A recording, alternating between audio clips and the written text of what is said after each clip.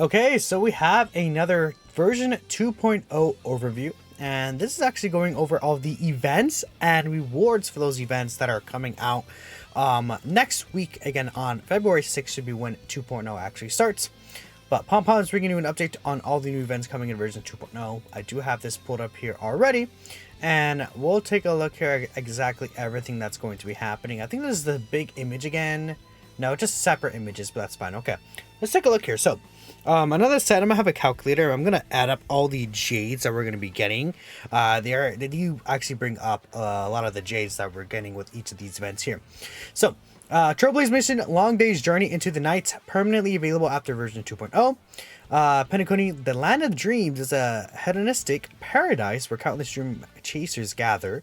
Are you ready to join the Watchmaker's Feast, right? You have to complete the Janzhou, Luofu missions, of course. So, besides that, there's a companion mission, Masquerade Duet, permanently available after version 2.0 updates. And then you can unlock the companion mission, Masquerade Duet, if conditions are met. Then you can gain 100 Stellar Jade, EXP, Traveler's Guide, and then Starfire Essence. So this is the new material to level up your characters. I believe certain characters do need this to actually level up. So that is important to go ahead and consider. So that's 100 Jade that we're getting right there from this specific companion mission here, which is pretty cool. And I'm assuming we're still going to get some Jade for doing this right here, but just at least talking about the Jade that's being added up here. So next we have the new summon banners. So obviously this is where you're going to use your Jade, right? So Phase 1, Part 1 of 2.0 is going to be the Black Swan banner and then Dan Heng's first rerun banner. With the banner units right here, 4 stars, we have Ting Yun, Fen, and then we have Misha. So this is actually a good banner, I would think. Obviously, we all know how good Ting Yun is. Fen is really good, and then Misha, actually I heard was good. I haven't really seen anything about like what he may be able to do, but he's Ice Destruction. Not gonna like take over any role specifically, but you know, he's at least like a decent 4-star still, right? I definitely haven't heard anyone say that Misha is a bad character. But let me know in the comments below. Maybe I'm capping. Black Swan, we know, is a very good character for DOT. She seems like she's gonna be very powerful, but let's wait and see how she actually looks like in game when she's officially released. Dan Heng, we all know this guy was very good. What I would say about Dan Heng is, and when it comes to summoning for him, we did all basically get Dr. Ratio already for an imaginary DPS, so you technically don't need to summon for this guy unless you are like a huge fan for him. He's still very good, and he'll be very good with the Phase 2 character Sparkle, because she will be able to provide extra skill points to the team, which will be very helpful for him. And again, he's still a very strong character, so if you want to go for him, I think he's also, again, worth going for. But again, here it does talk about that banner, then these characters do return. And then next talks about the light cones for these characters. So Dan Heng's light cone, Black Swan's light cone, etc, etc. If you want to go ahead and grab these, that's fine. Dance is available. Luca's this light cone is available. I'm not sure what it's called. The Resolution Signs as Pearls of Sweat, and then the Misha light cone, and I don't know what this does. I mean, sure, the Lycone banners, right? I mean, they're going to be good for the characters. If you want to really max out these 2 characters, you would probably want to get these Lycones, right? That makes a lot of sense to me. Now, for Phase 2, we have Sparkle, and then we have Jing Yuan. Then we also have the 4 stars here, Sampo, we have Kingsway, and then we have Hanya. So, I mean, definitely I would say in comparison to Phase 1 and Phase 2, the Phase 1 4 stars definitely are a better lineup, I would say, than Phase 2. Sampo, you know, could be a decent DOT option if you don't really have anyone else, but you know, if we summon for this banner for DOT, and like, let's say, I don't know, let's presume that you got Kafka or you have Fen, then you have Black Swan, right? And then that's kind of like a DOT setup that you would run a sustain support character or something like that, right? So, like, you know, Sampo isn't really going to be needed on the team. I feel, although you could definitely run Sampo, I guess, if you really want, I guess, sure, yeah. Sampo's a good character for DOT, so Kingsway is, a lot of people are saying that she's, like, the best, like, DPS for, like, a Mono Quantum team, and a lot of people would use her over, like, Seal, for example. So, it's like, you know, her and, obviously, Sparkle, obviously, Mono Quantum together could be really interesting. Jing Yuan, good character still, I think. Well, I was gonna say for pure fiction, but there's better options.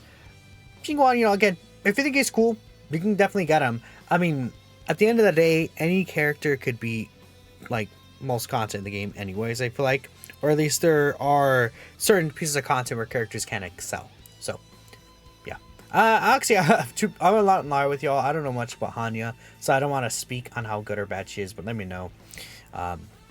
Okay, and we have the Lycones for them. Jing Yuan's Lycone is obviously very important for him. If you want to go ahead and get that and you're a big Jing Yuan fan, then it's like, I completely understand. Sparkle's Lycone obviously is going to be for her specifically. And then these Lycones are like, you know, I guess if you're running Sparkle and Mono Quantum, you could actually run this one, I guess, if you're not getting her main one, is what I'm thinking. But yeah, so that's the new banners that are going to be coming out here. Then next we have, okay, this is a long way to scroll down. We have some more content. So the Dream Chaser Bulletin, it seems. Explore Penacony and complete missions to receive a reward such as Stellar Jades. And again, this is going to be available after the version 2.0 updates. So we could see here, explore Penacony and complete missions of defeating a certain number of enemies. And you get 500 Stellar Jade here, fuel Traveler's Guide on Lost Crystal, so that's another 500 jade there. So we're actually at 600 jade so far, but that's good, right? You know, it's gonna add up, right? I think we're gonna get a lot of jade and pools here, so that's really nice. But fuel is also a nice touch to go ahead and get here just by, again, exploring Penacony, which is really, really cool. Next, we have Hanu's Prison Break. Complete the Dream Bubble chapter to obtain a specific 4-star character right here. So you're able to select between Sampo, Asta, Yukong, and Ginei. Again, that's actually a pretty decent 4-star character choice overall. So it's a nice little, like, you know, thing. Just to get a free 4-star, I'll take it, right? So you're able to get a self-modeling resin, which is cool. Tracks of Destiny. 1,000 Stellar Jades, and then you get the Fateful Crossings here, and this is how you pick the 4-star character, I believe, this Fateful Crossing. But again, yeah, so the limited time rewards are 800, and the self-modeling resin, then the normal rewards are 220. So again, you get 1,020 Stellar Jade if you're doing this event before the limited time rewards do leave, which you want to make sure you definitely got that. 800 is a huge chunk of these rewards, right? Then next we have a Dream Jolt TV. Defeat the enemy that's hijacked the TV screen and obtain Tracks of Destiny and other rewards.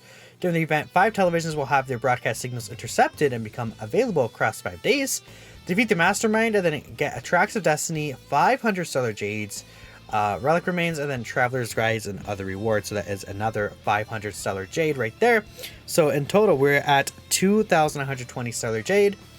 Penacony Food Fest. Collect ingredients and make delicacies to obtain Stellar Jades. Again, just completing the Dreamy Cuisine, it seems, and then submitting the daily required meal ingredients.